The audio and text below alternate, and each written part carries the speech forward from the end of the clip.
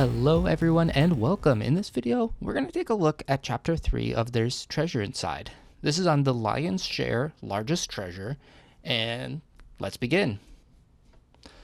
In chapter 3, it is called The Puzzle Box, a Magnifying Glass, and The Mysterious Egg. You can see there are about 5 notches that I noticed in the title there, and the subheading is Joy is in the Details. The 2 quotes are, in photography, the smallest thing can be a great subject. The little human detail can become a leitmotif, by Harry Cartier Brennan. And with a keen eye for details, one truth prevails. Gosho Aoyama. This is all about the details. Now, the summary is John talked about Japan and their details in the history. He then goes into how in 2015 he moved from 3 years in music to a trip to Japan. There's also puzzle boxes in Japan, and kind of transitions to Seth Gould, the one who created the 5 boxes, as well as the Coffer, which is one that he made that John discovered him through that. He then talks about Seth's attention to detail, like Michael Perkin, who was the headmaster at Faberge. Now, his story is that he was poor growing up, and that 16 was a blacksmith, then a goldsmith. At the age of 26 was actually the workmaster there, because he was, by Carl, the best artist of his generation, and made everyday objects, ink bottles, umbrellas, handles, clocks, ashtrays, and so on, all there. Now, he was famous for these eggs, and there are 54 imperial eggs created, as stated in There's Treasure Inside. They're now, a lot of them, worth millions. A lot of them there's this kind of period where they were lost to war, then somewhere, in this case, the story went through the 3rd one, which was found in auction in the Midwest. And the person who bought it was just getting the scrap metals. He then had it in his kitchen for 8 years until he connected, this is what this egg that's worth millions. Then John moves into how a lot of people have missed the details. Now, before we go into the next part of the summary, the 54 eggs is interesting. If you do a research on that, it seems that actually only in these imperial eggs, 50 were actually made. 2 were going to be made for Easter later on. However, war broke out and those 2 ideas never came to fruition. Already, there are some details. Whether or not, and I've kind of quickly glanced the message boards, it seems that there isn't a good answer to this, but I also just gleaned it.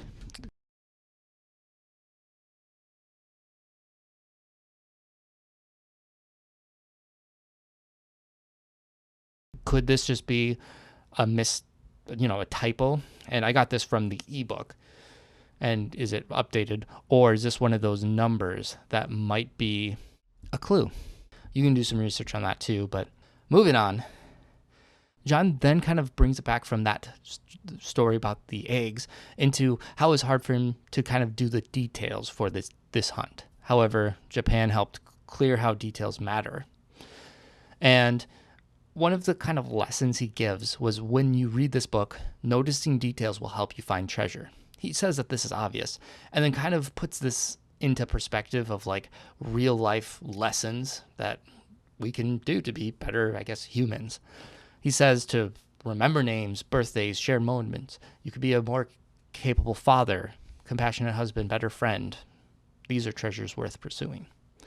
From there, he transitions back to how Seth and his work, as well as Perkin, with making these unique, original works, then developed their own techniques, was their way to blaze their own path. And that is the segue to the next story about the emerald mine, 96-carat emerald, and the man to procure these, Rob Levensky. That is the summary. There are a lot of details in it. There were some that made my Spidey Senses tingle.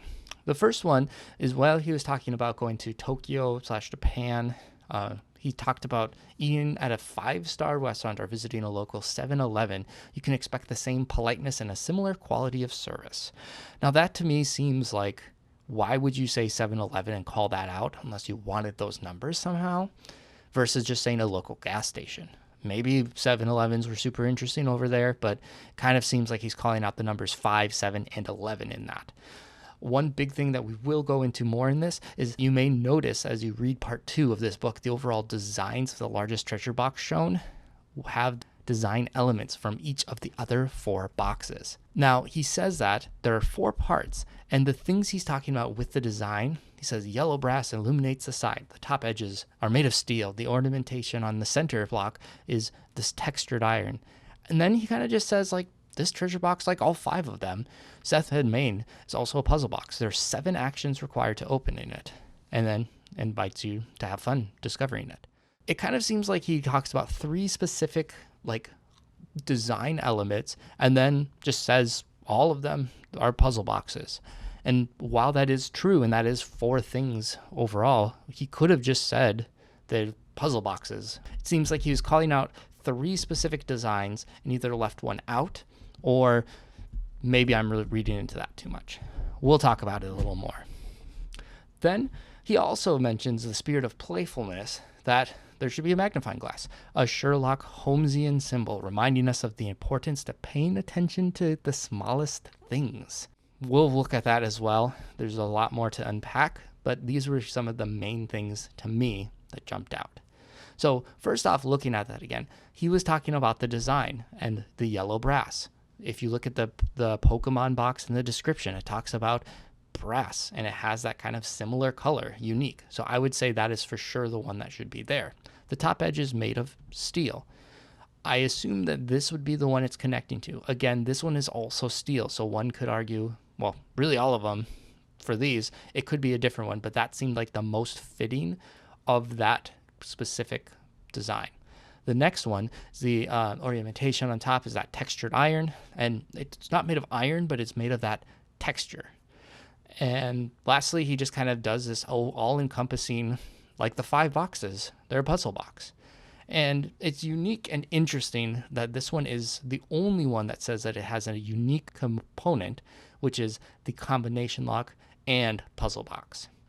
Again, I might be looking into this more, but to me, this chapter about details, why are you giving all these details that seem to connect and line up pretty well, and then just throw the puzzle box? Like, why not, I don't know, the swirls have something to do with the swirls, or add a color in, I don't know. It, again, maybe that's the only thing that does connect it to the Appalachian Trail box. I just think that's interesting.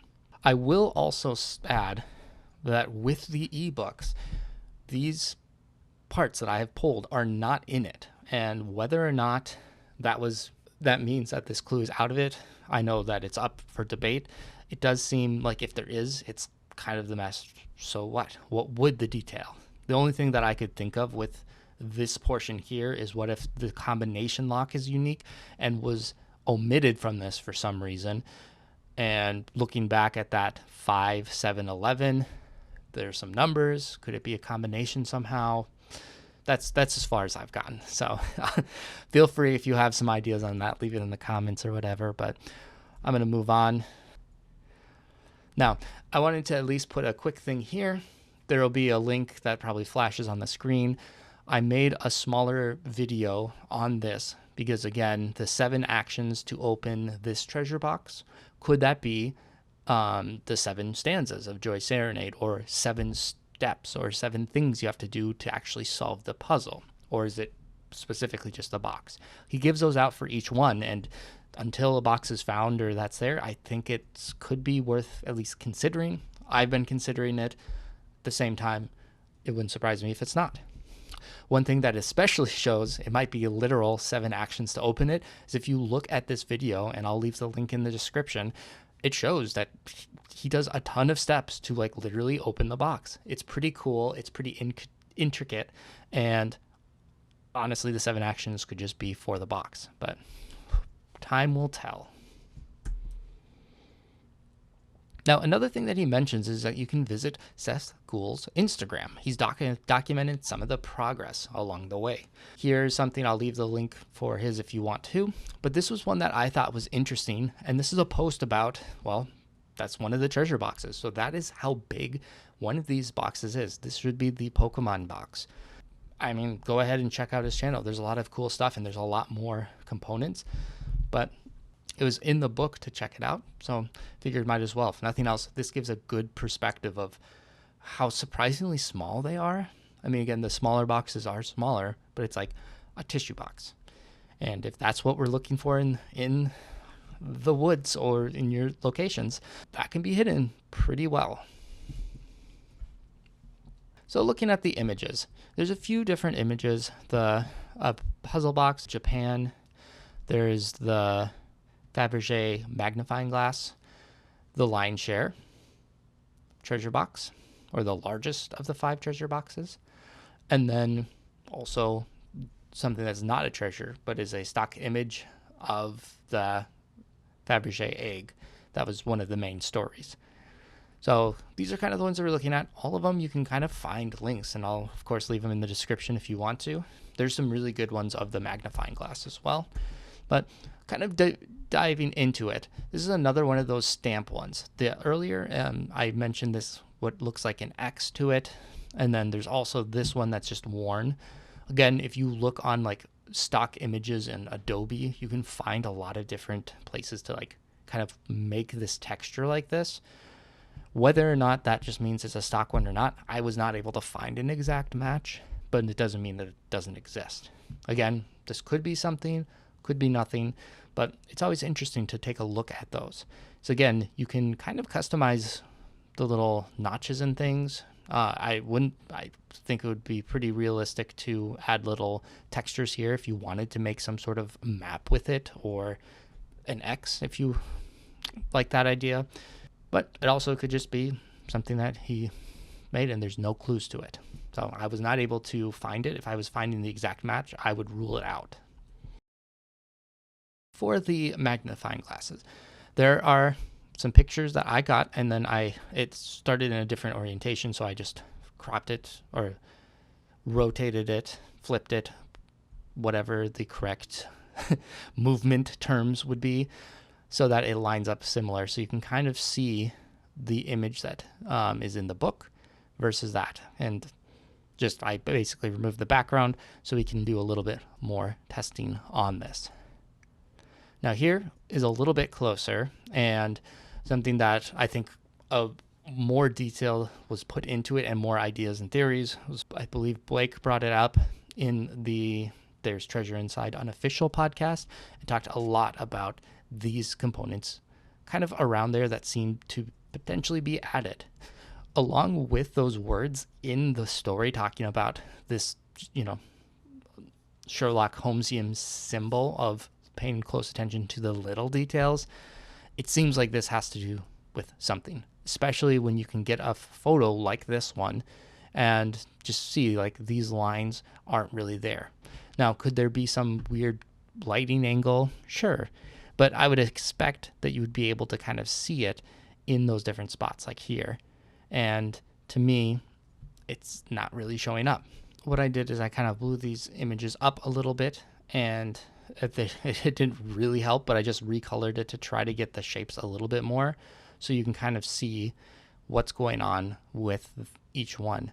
Now, like this one, for example, it could be kind of this red shape, or, you could kind of make it like an H if it's supposed to be a letter that you use for something. Other components that I kind of thought maybe is that some of them seem to kind of, have unique shapes. And this is the only one that was kind of like white. So maybe somehow you're supposed to make something with putting them together in a certain way. A lot of the angles seem to kind of match up surprisingly well. Others didn't though, so it's, again, up to you, but this is something I was thinking. Again, I'll leave a link in that video, but take a look at There's Treasure Inside Unofficial podcast to just find a lot more ideas on it too. I didn't want to spend too much time on it when there's a lot of great ideas there, but wanted to at least throw one idea out there. Or actually 2. I forgot I added this. And it was just that some of the shapes seemed kind of similar to them. Like this one kind of lines up.